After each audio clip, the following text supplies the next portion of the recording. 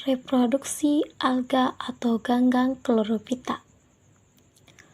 Reproduksi pada ganggang terjadi secara aseksual maupun seksual, di mana secara aseksual terjadi melalui pembelahan biner, fragmentasi, dan pembentukan spora vegetatif. Sedangkan secara seksual terjadi melalui konjugasi, singami atau isogami, dan aniisogami. Yang pertama, pembelahan biner.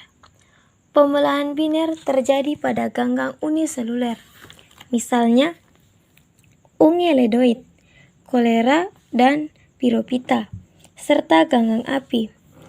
Pada anglodoid, pembelahan biner terjadi secara membujur.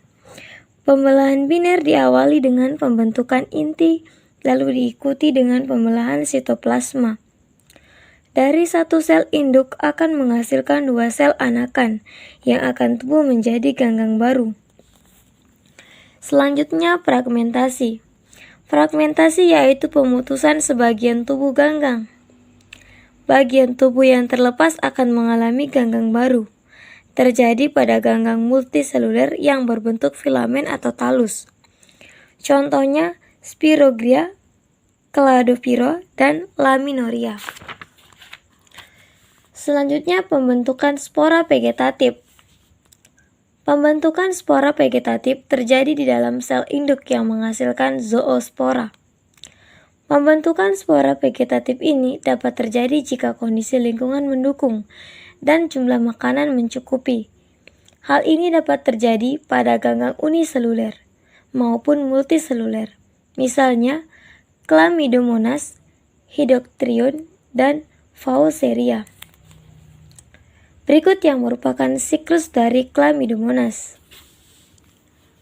Yang pertama, Chlamydomonas dewasa berflagela dan berkromosom hiploid atau N.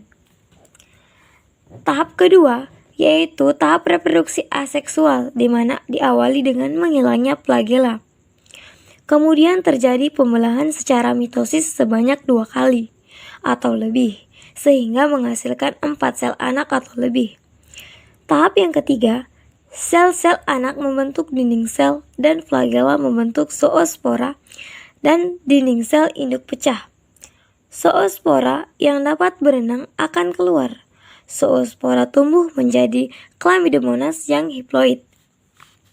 Yang keempat, tahap yang keempat ini jika persediaan makanan berkurang atau lingkungan yang kering, Chlamydomonas akan bereproduksi secara seksual.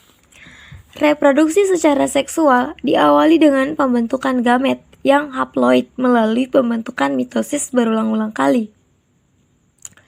Gamet lalu dilepas dari sel induk. Yang kelima, tahap ini terjadi sigami antara gamet yang berbeda jenis, yaitu plus dan minus, yang menghasilkan siklus yang diploid. Tahap yang keenam, sigot membentuk selubung yang kuat dan resisten disebut dengan sigot spora. Tahap yang ketujuh, sigot spora yang berbentuk diploid mengalami pembelahan secara meiosis, menghasilkan 4 individu baru yang haploid. Selanjutnya, konjugasi. Konjugasi adalah saling berlekatnya 2 individu yang berbeda jenis, diikuti dengan terjadinya plasmogami atau peleburan plasma sel dan kadiogami atau peleburan inti sel.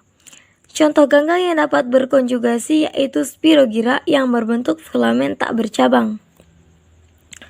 Mekanisme konjugasi pada Spirogyra yang pertama yaitu filamen Spirogyra yang haploid atau N yang berbeda jenis saling berdekatan.